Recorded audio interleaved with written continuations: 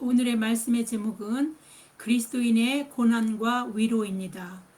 오늘 우리는 고린도 후서에 우리가 읽은 성경 본문 속에서 바울 사도가 자신이 겪은 고난과 그 고난을 어떻게 해석하고 그 고난을 하나님을 믿는, 그래서 하나님을 믿는 사람들도 어떻게 고난을 해석해야 되는지, 자신들이 겪어오는 예상치 않았던 어려움들을 만나게 될 때 그 문제들을 어떻게 해석해야 될지, 그런 것들을 우리가 다시 한번 보고 깨닫고, 그래서 하나님의 은혜를 체험할 수 있는 그 하나님의 위로가 여러분에게 하나님이 위로해 주시는 그러한 시간이 되기를 바랍니다. 사람들이 살면서 받는 고난, 어려움 속에서 제일 큰 고난은 무엇일까요? 뭐 여러 가지가 있겠죠.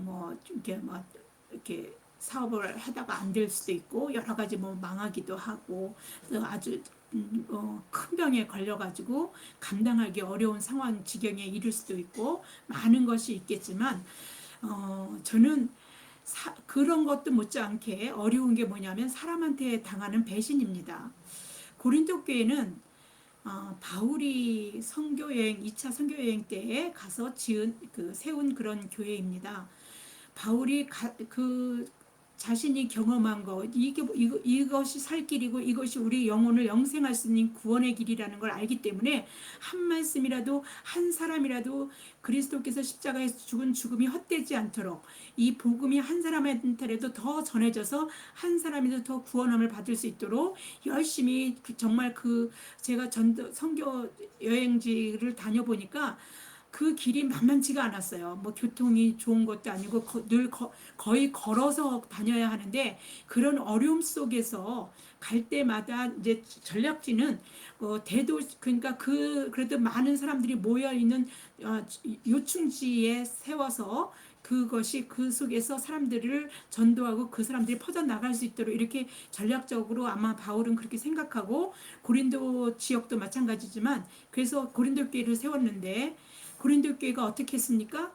바울이 떠나자마자 다른 말씀을 하지만 야고보 아볼로라든지 말씀이 말 언변이 좋은 사람들이 말하는 거 막 이런 것에 따라서 우리가 바울보다 이 사람이 훨씬 더 말씀을 더 잘 전하는구나 이래갖고선 팔을 막 나누기도 하고, 또 그 다음에 나중에는요 그 바울을 의심해가지고 바울을 갖다가 밀어내려고, 그 사도라는 것을 바울이 사도라는 것조차도 그들은 그 거짓 선교사들이 와가지고 그렇게 말을 함으로써 사람들이 거기에 거짓 교사들에 의해서 사도성 가지고도 의심을 했고, 굉장히 어려웠어요. 사람한테 배신당하는 것처럼 어려운 게 없습니다. 저도 한번 그랬을 때에 사람한테 당하니까요 잠을 잘 수가 없어요. 벌떡벌떡 일어나고요. 그 시간을 그러니까 그냥 온 배신당한 그 상황 때문에 온전히 사로잡혀서 사람이 아무것도 할 수 없는 상황이 됩니다. 자기가 세운 교회가 자기를 사도로도 여기지 않을 정도로 막 그렇게 어려운 교회인데, 그럴 때 이제 고린도 전서에서도 바울이 교회가 어떻게 해야 하는지를 권면했지만, 고린도 후서에 가면 이제 개인적인 자기 심정을 많이 토로하는 이야기가 많이 나옵니다. 그래서 사도 바울의 개인적인 감정이 많이 실려 있기도 하고, 그 다음에 바울이 어려움을 겪은 것에 대한 그 어려움이 바울이 어떤 각도로 어떤 상황으로 그걸 이해하면서 사람들에게 위로를 줬는지를 우리가 이해할 수 있습니다. 고린도 교회는요 바울의 2차 선교 여행 중에 바울에 의해서 세워진 교회입니다. 당시 로마는요 헬라 전체를 중북부 지역은 이제 마게도냐라는 곳이고, 남부 지역은요 아가야에 속하는 그 행정구역을 두 지역으로 구분해 갖고 통치를 했습니다. 고린도는 아가야 지방의 행정 수도예요. 그래서 로마에서 아시아로 가는 통로에 위치해 있어 가지고 바울이 전략적으로 복음 전도를 위해서 그 고린도 지역에서 말씀을 전하게 됩니다. 그리고 교회를 세워서 아가야 지방 그 전도 여행의 주요 활동 무대로 삼게 됩니다. 그래서 고린도 교회에서 교회가 세워질 때 1년 반이나 고린도 교회에서 설교와 말씀을 가르치고 수고하고 공을 들이게 됩니다. 그만큼 바울의 고린도 교회에 대한 애정은요, 다른 어떤 교회보다 못지않은 어떤 그런 생각을 가지고 있으리라는 것은 우리는 뭐 어려운 일이 아닌 거죠. 바울은 아덴을 떠나 고린도에 왔고, 거기서 아굴라 부부를 만나 함께 천막 만드는 일을 하면서 안식일마다 회당에서 강론하고, 유대인과 그 강론하면서도 유대인 헬라인을 권면하며, 일은 또 손수 자기가 천막 만드는 일을 하면서 손수 그렇게 필요한 것들을 그 자기가 이렇게 벌어서 쓰기도 하고 이랬습니다. 근데요, 이게 나중에 가면은요, 다른 사람들은 거짓 교사들은 와가지고 사례비도 받고 그러는데 사례비도 안 받고 그러니까 뭔가 꿀리고 뭔가가 자신이 없으니까 그런 거 아닌가. 그러니까 사례비를 받고 당당하게 말씀을 전하는 사람이 진짜 사도가 아닌가. 뭐 이런 생각으로 사람들한테 이렇게 좀 의심을 받기도 하고 이랬습니다. 그러니까 자기가 스스로 교인들한테 더 이렇게 부담을 안 주려고 스스로 천막 만드는 일을 하면서 그렇게 선교를 했는데, 그 말씀을 선포하고 또 이렇게 강론도 하고 뭐 이렇게 여러 가지를 했는데, 그것이 오히려 고린도 교인들은요, 그걸 가지고도 사도성을 의심하기도 한 것입니다. 유대인들이 이렇게 전할 때는 항상 사도 바울에게는요, 유대인들이 대적하는 유대인들이 따라다녔어요. 그래갖고 그곳에도 여지없이 대적하는 유대인들이 막 비방하니까 맨 처음에 갈 때는 회당에서 강론을 했거든요. 근데 회당에 들어가서 거기 모여 있는 유대인들에게 말씀을 전했는데, 거기서 유대인들이 막 대적하고 비방하니까 디도 유스도라는 집으로 옮겨서 복음을 전하게 됩니다. 그래서 디도 유스도의 집이 왜냐하면 회당 옆에 있었거든요. 근데 회당장 그리스보와 디도 유스도 집에서 말씀을 전하니까 거기가 교회가 된 거죠. 그리스보와 그의 회당장이 그 옆에 살았는데, 회당장 그리스보와 그의 온 집안이 다 그리스도를 영접하였고, 고린도 교회가 디도 유스도의 집을 중심으로 해서 형성되었습니다. 사도행전 18장 5절에서 8절에 이 이야기가 나옵니다. 실라와 디모데가 마게도냐로부터 내려오매 바울이 하나님의 말씀에 붙잡혀 유대인들에게 예수는 그리스도라 밝히 증언하니, 그들이 대적하여 비방하거늘 바울이 옷을 털면서 이르되 너희 피가 너희 머리로 돌아갈 것이요 나는 깨끗하니라. 이후에는 이방인에게 가리라 하고 거기서 옮겨 하나님을 경외하는 디도 유스도라 하는 사람의 집에 들어가니, 그 집은 회당 옆이라. 또 회당장 그리스도가 온 지방과 더불어 주를 믿으며 수많은 고린도 사람도 듣고 믿어 세례를 받더라. 네, 이래서 이제 고린도 교회가 형성된 거죠. 늘 그랬듯이 바울은요, 계속해서 복음을 전파하기 위해서 한 자리에 머물러서 만족하지 않습니다. 그래서 고린도 교회가 이제 사람들 많이 늘어나고 막 이렇게 되니까 이제 거기서 그 역할을, 교회가 제 역할을 하면서 많은 사람들 이제 전도하고 복음을 전파하면 되니까, 자신은 복음이 전파되지 않은 곳으로 또 가서 이게 복음을 전파하기 위해서 고린도 교회를 1년 6개월 설교하고 가르쳤던 그 교회를 다른 교회를 세우기 위해서 고린도 교회를 떠났습니다. 그런데 얼마 후에 고린도 교회는 어떻습니까? 우리가 고린도 전서에서 말씀드렸듯이 파벌 문제, 또 다른 여러 가지 어려움이 발생했다는 어떤 소식도 전달받고, 또 고린도 교회의 문제가 상당히 많았던 것들을 사도 바울은 듣고, 그리고 고린도 전서를 써 보내야 했을 정도로 문제가 상당했습니다. 그런데 문제가 그렇게 하고 정도요. 그러니까 바울 사도, 그 교회를 세운 바울 사도가 편지를 써서 보냈는데도 문제가 제대로 해결되지 않았어요. 그래서 그 문제를 해결하려고 직접 두 번째로 고린도 교회를 방문하게 됩니다. 그러나 고린도 2장 1절에 보면은요, 고린도 후서 2장 1절에 보면 바울은 이 두 번째 방문을 근신 중에 나아간 것이라고 한 것으로 보아서 방문의 결과가 좋지 않았다는 것을 우리는 좀 알 수 있습니다. 그 교회를 세운 그 바울이 갔는데도 불구하고 문제들을 제대로 그 고린도 교인들이 그 바울의 말을 제대로 이렇게 권면을 잘 받지를 못했던 것 같습니다. 바울은 사실 마게도냐에 갔다가 고린도를 들러 거기서 몇 달을 머물며 겨울을 보내려고 했습니다. 그런데 그런 내용들이 고린도전서 16장 5절에서 6절에 나와 있습니다. 보겠습니다. 내가 마게도냐를 지날 터이니 마게도냐를 지난 후 너에게 가서 혹 너희와 함께 머물며 겨울을 지낼 듯도 하니 이는 너희가 나를 내가 갈 곳으로 보내어 주게 하려 함이라. 네, 그래서 고린도 교회에서 자신을 선교사로 다른 지역으로 파송시킬 수 있도록 그렇게 머물려고 했어요. 그런데 괴로운 두 번째 고린도 방문을 경험한 후에 문제가 잘 해결되지도 않고 참 어려웠던 그 개인적인 경험이 있기 때문에 그 계획을 변경해 버립니다. 그래서 그렇게 변경한 것이 뭐 개인의 감정 때문은 사실 아닌데도 불구하고 이런 일들 때문에 고린도 교회는 또 오히려 바울을 비난합니다. 경솔하다고 하나님을 일을 한다고 하면서 자신의 감정에 따라서 하나님 뜻이 아닌 자신의 마음대로 생각을 바꾼 것이 아니냐 이런 생각을 가지고 바울을 비난하기도 했습니다. 고린도후서 1장 15절에서 17절에 다음과 같이 바울이 말한 것에서 충분히 고린도 교회가 그 교회의 설립자인 바울을 어떻게 대했는지 충분히 짐작해 볼 수 있는 내용이 있습니다. 바울을 막 비난하는 것이죠. 한번 보겠습니다. 고린도후서 1장 15절에서 17절입니다. 내가 이 확신을 가지고 너희로 두 번 은혜를 얻게 하기 위하여 먼저 너희에게 이르렀다가 너희를 지나 마게도냐로 갔다가 다시 마게도냐에서 너희에게 가서 너희의 도움으로 유대로 가기로 계획하였으니 이제 계획은 이렇게 했는데 이걸 변경했어요. 근데 이렇게 계획할 때에 어찌 경솔히 하였으리요. 경솔하게 한 계획이 아니었다. 혹 계획하기를 육체를 따라 계획하여 예예하면서 아니라 하는 일이 내게 있겠느냐.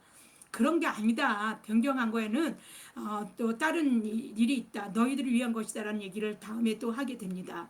이렇게 자신을 오해하고 있는 고린도 교인들을 향하여 자신의 목숨을 걸고 하나님을 증인으로 내세우기까지 하면서 다음과 같이 자신을 해명합니다. 우리도 그러죠. 나 진짜 이거는 진짜야. 내 하나님께 맹세할게. 뭐 이런 식으로 하는 것처럼 바울 사도도 그런 심정으로 고린도 교인에게 내가 하나님 앞에 맹세한다는 식으로 하면서 고린도 교인에게 자신을 해명하는 글이 고린도후서 1장 23절에 나옵니다. 내가 내 목숨을 걸고 하나님을 불러 증언하시게 하노니 하나님을 걸고 증언한다는 거예요. 내가 하나님을 걸고 말하겠다. 목숨 걸고 하나님을 증인으로 불러 세우겠다는 거죠.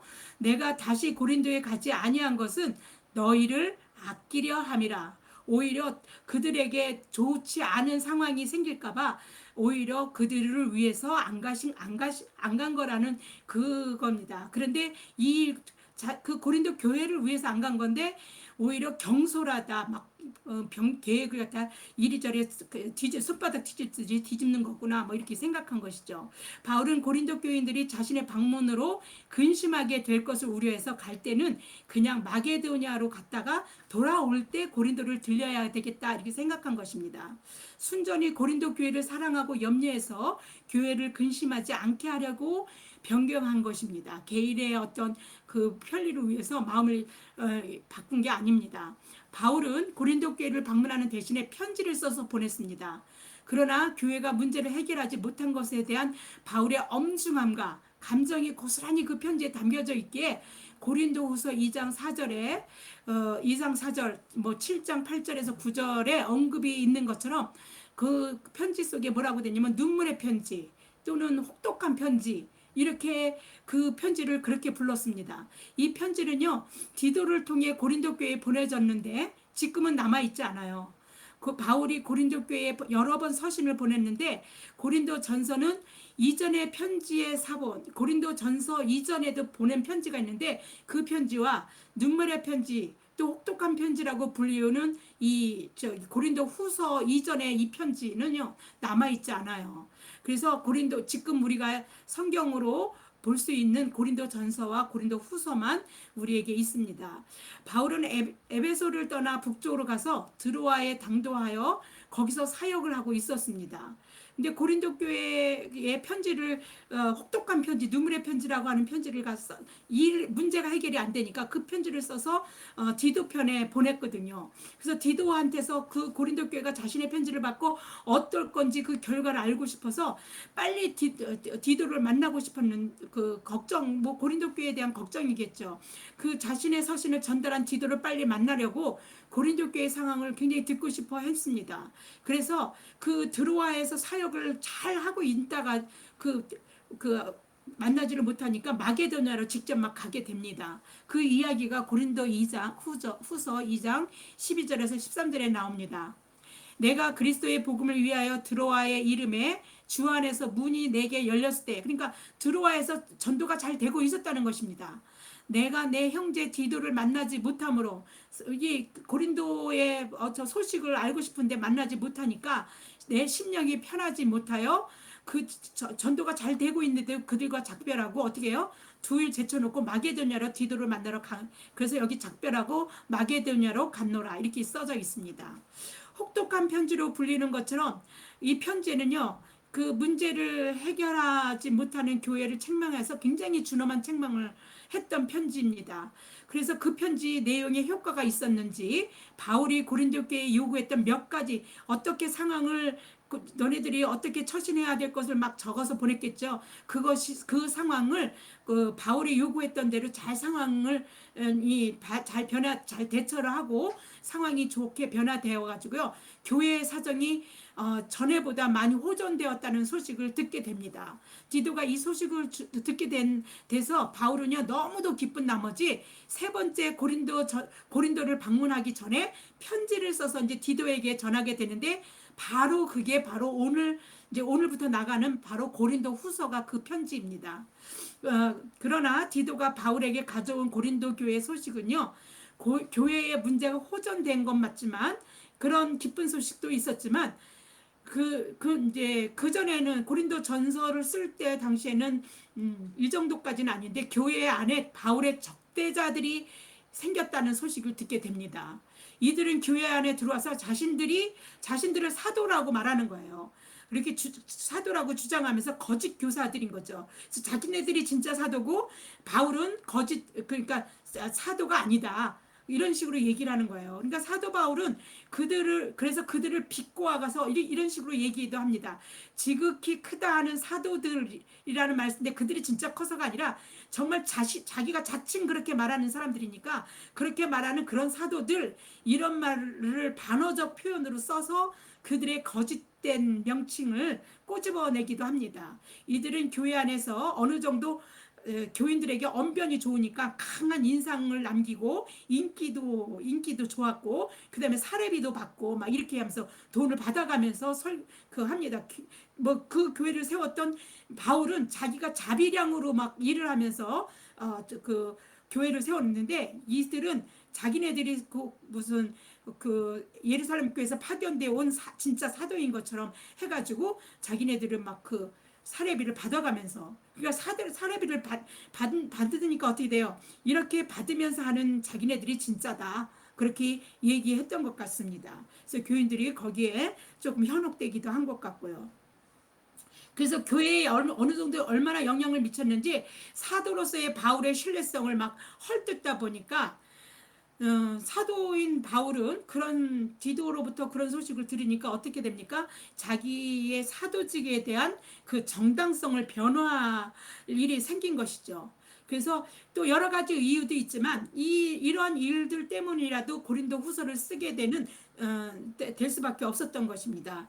메시지 성경 고린도 후서 머리말에 유진 피터스는요, 바울이 고린도 후서를 써야 할 필요성을 이렇게 말합니다. 너무 잘 써져 있어서 여러분이 이해하기 쉬워서 제가 옮겨봅니다. 바울이 고린도에 있는 그리스도인들에게 두 번째 편지를 보낼 수밖에 없었던 것은 그들이 바울의 지도력을 공격했기 때문이다. 첫 번째 편지에서, 이 첫 번째 편지는 이제 고린도 전서예요. 편지에서 바울은 가장 자상하고 호의적으로 말하면서도 애들로 말하지 않았다. 첫 번째 편지는 하나님의 구원이 어떻게 이루어지고 그 결과로 어떤 공동체가 생겨나는지를 잘 아는 한 목회자가 이 목회자는 바울입니다. 확신에 찬 권위를 가지고 쓴 글이다. 바울이 그들에게 써보낸 글 가운데 적어도 일부는 듣기 민망하고 받아들이기 거북한 내용이었다. 그래서 그들은 바울의 지도력에 반기를 든 것이다. 그들은 바울이 변덕스럽다고 비난하고 그의 동기를 공격하고 그의 자격을 의심했다. 바울이 써보낸 글을 가지고 논쟁하는 것이 아니라 자신들에게 이래라 저래라 하는 그의 권한을 인정하지 않았던 것이다. 네, 이 내용을 보면 고린도 교인들이 어떤 생각으로 지금 바울을 대하고 있는지 좀 아시겠죠? 이와 같이 말하는 그 유진 피러슨의 말은요, 바울이 자신의 지도력을 변호하는 고린도후서 10장 7절에서 8절의 그 말씀에서도 우리가 엿볼 수 있습니다. 우리가 새번역 성경 고린도후서 10장 7절에서 8절을 보겠습니다. 여러분은 겉모양만 봅니다. 자기네들이 사도라면서 뻔질이란 말로 막 이렇게 말하는 그러면서 그 바울을 겉으로 보기에는 더 훌륭해 보이겠죠. 왜냐하면 바울은요, 외모도 아주 형편없었거든요. 대머리에다 매부리코에다가 굉장히 못생겼다는, 그 키도 뭐 그렇게 크지도 않고. 그래서 볼 모양, 이제 외관상으로는 뭐 그렇게 뭐 좋아 보이는 사람은 아닌 것입니다. 그래서 이제 바울은 그런 얘기를 하는 것 같아요. 여러분은 겉모양만 봅니다. 이렇게요. 누구든지 자기가 그리스도께 속한 사람이라고 확신한다면 자기가 그리스도께 속한 사람인 것과 같이 우리도 그리스도께 속한 사람이라는 것을 다시 한번 스스로 명심해야 할 것입니다. 주님께 우리에게 주신 권위를 내가 좀 지나치게 자랑했다고 하더라도 그 권위는 주님께서 여러분을 넘어뜨리라고 주신 것이 아니라 세우라고 주신 것이므로 나는 부끄러울 것이 없습니다. 아니, 설립자가 이런 얘기를 이렇게까지라도 얘기를 해야 될 정도로 지금 고린도 교회가 그 설립자의 위신을 완전히 그 엉뚱한 중간에 들어온 그런 자칭 사도라고 하는 자들에 의해서, 교사들에 의해서 이렇게 막 그 권위를 땅에 떨어뜨릴 정도로 그렇게 그랬습니다. 그러나 사도 바울은요, 그래서 그러한 어려움들이 얼마나 그게 큰 어려움이겠습니까? 사도 바울은요, 고린도 교회를 세운 사람이잖아요. 그런 교회 설립자가 교회를 방문하는 일이 바울에게나 교회에게나 피차 근심을 한다는 것 자체가 웃기는 거잖아요. 그죠? 너무 반가울 거 아니에요. 이 교회를 세웠던 분이 온다면 얼마나 반갑겠어요. 그런데 피차 근심할 거라는 거예요. 그래서 그러면 이런 피차 근심할 것이 무엇 때문에 그렇겠습니까? 그 내용에 보면은 근심하게 한 자가 있었기 때문이라고 말합니다.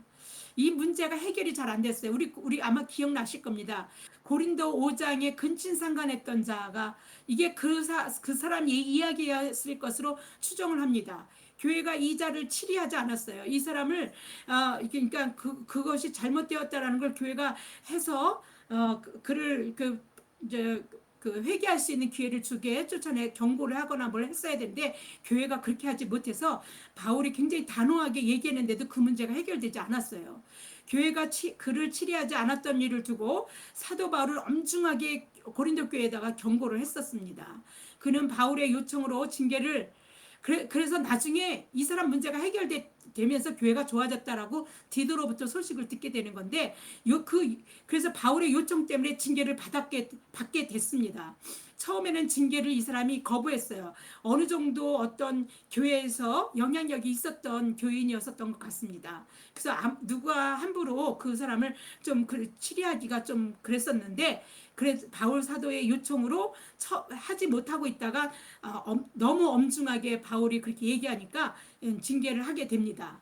그래서 그렇게 처음에는 거부했다 해서 교회가 그것 때문에 막 분란의 씨가 막 더해졌었던 것이죠. 근데 후에 뒤늦게 교회가 그를 징계하니까 그 근심하게 한 자라고 이제 성경에 써져 있는데 그 자가 회개를 오히려 징계받고 뭐 나는 교회 안 나와 뭐 이렇게 하는 게 아니라 오히려 회개할 수 있는 기회가 돼서 회개를 했습니다. 그래서 바울은 이제 회개한 사람이니까 그를 기꺼이 용서라고 하여서 문제를 마무리 지려는 의도를 갖고 고린도 후서의 또 다른 하나의 이유, 동기가 되기도 했습니다.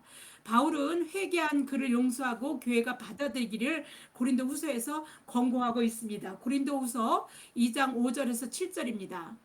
근심하게 한 자가 있었을지라도 나를 근심하게 한 것이 아니요 어느 정도 너희 모두를 근심하게 한 것이니 어느 정도라 하면 내가 너무 지나치게 말하지 아니하려 함이라. 그러니까 교회에 굉장히 분란이 일어났었어요. 이 사람 때문에.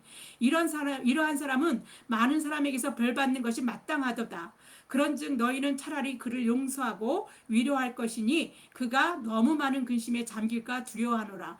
벌 받는 게 마땅한데 회개를 했으니까 차라리 용서를 하고 위로해서 그가 이제 그 용서가 없으면 너무 근심에 또 잠겨서 그 영혼이 구원받지 못할 수도 있으니까 오히려 용서하라고 이렇게 그렇게 말합니다.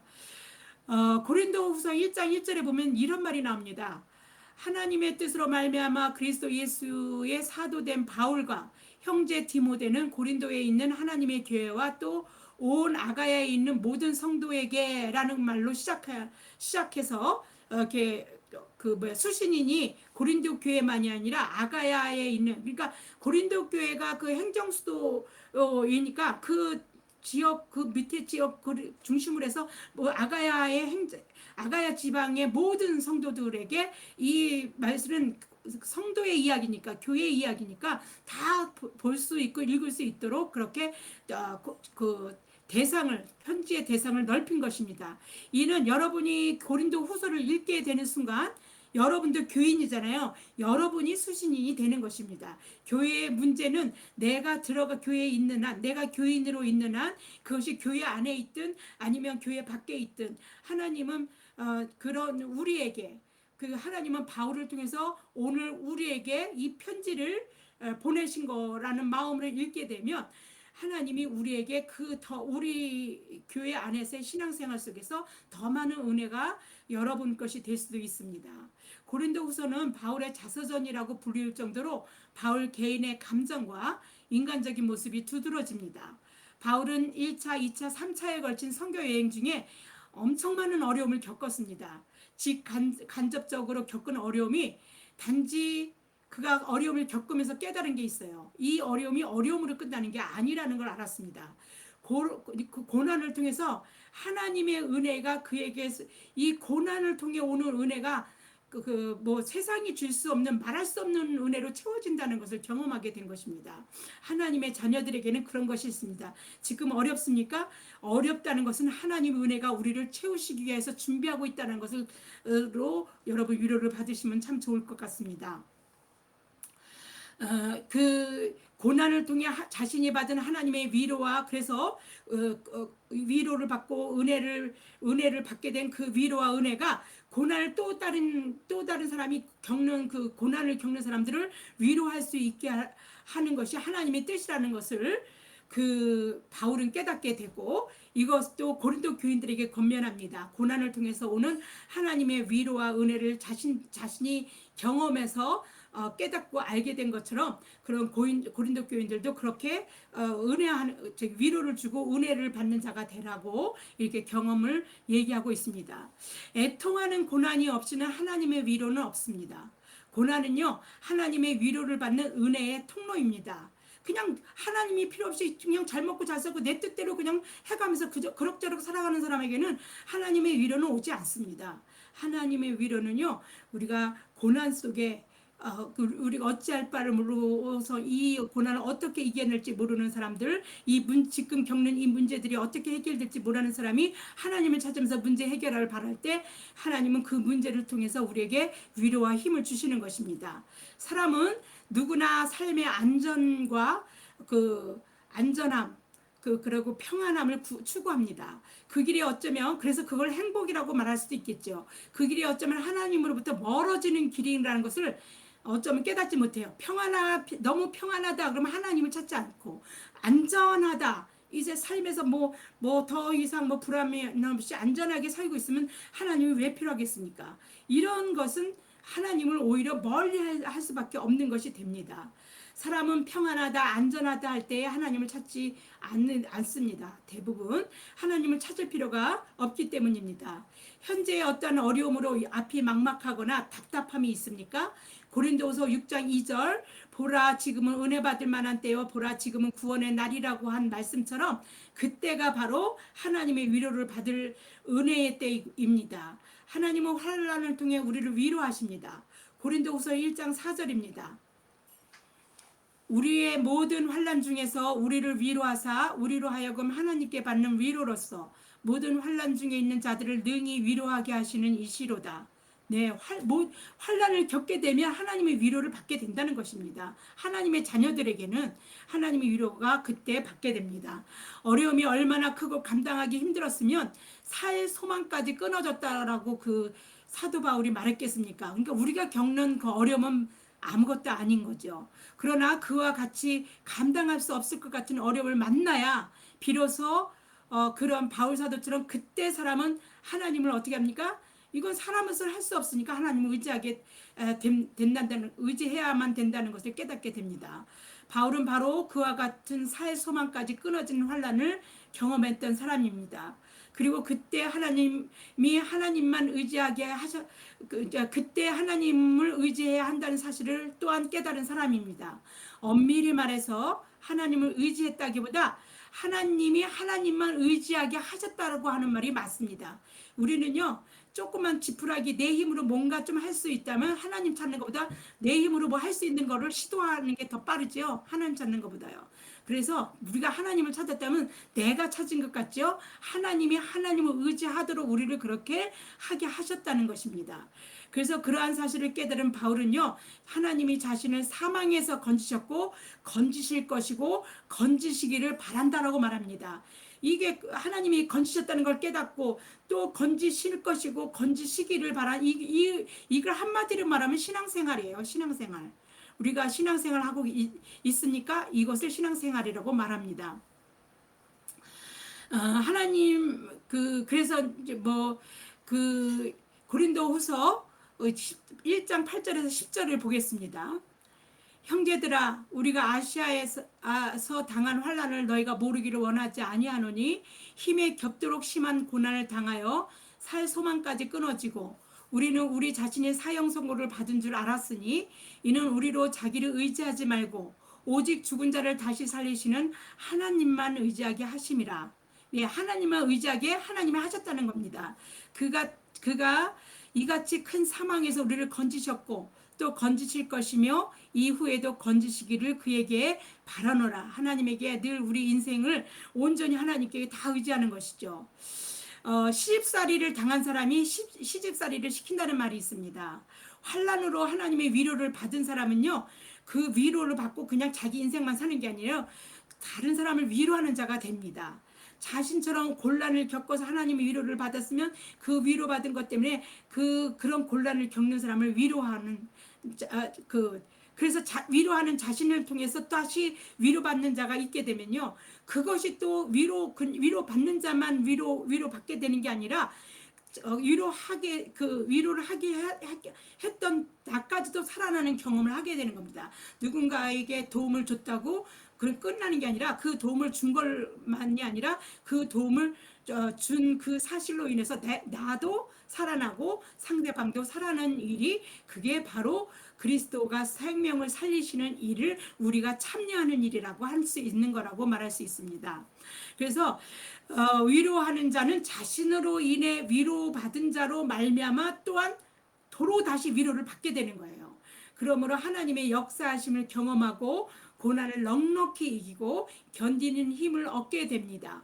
이것은 예수님이 말씀하신 생명의 선순환, 그러니까 생명을 얻게 하고 더 풍성히 얻게 하는 원리가 바로 이런 원리입니다.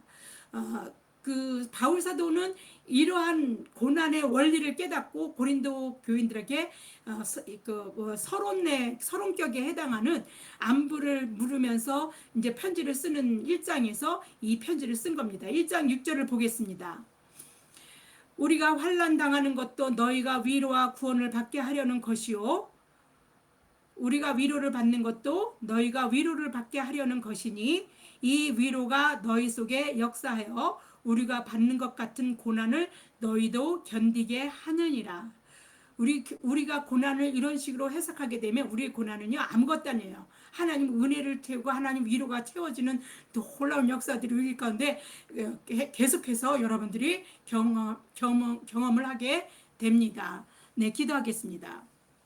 참 좋으신 하나님 아버지, 우리의 삶이 쉽지 않고 우리는 늘 연약한 중에 늘 흔들리는 믿음을 부여잡고 고난의 일렁이는 파도 속에서 일렁일렁거리며 우리는 살아가고 있습니다. 우리의 연약함을 도와주시고 믿음 없음을 용서하시고 우리에게 흔들리지 않은 굳건한 믿음을 하나님께서 허락하여 주시기를 바랍니다. 믿음은 하나님이 주시는 것이지 우리가 믿는다고 믿어지는 것이 아닌 것을 고백합니다. 주시는 믿음에 굳건히 서서 일렁이는 파도를 굳건하게 딛고 일어서서 세상을 살아갈 수 있게 하시고 고통스러운 고난인 것 같지만 그 고난이 하나님의 위로를 받는 수단이고 통로이라는 것을 깨닫게 하셨사오니 고난 지금 내가 받는 고난이 하나님의 위로를 채워가는 시간이 될 수 있도록 하나님만 의지하고 살아가는 저희들 되게 하여 주시옵소서. 주님을 의지함으로 하나님의 역사심을 경험하며 고난을 넉넉히 이기고 견뎌낼 수 있도록 성령님 우리 안에 내주하여 주시고 우리를 주장하여 주시고 우리를 인도하여 주시옵소서. 이 모든 말씀 우리 주 예수 그리스도 이름 받들어 감사하며 기도드립니다. 아멘.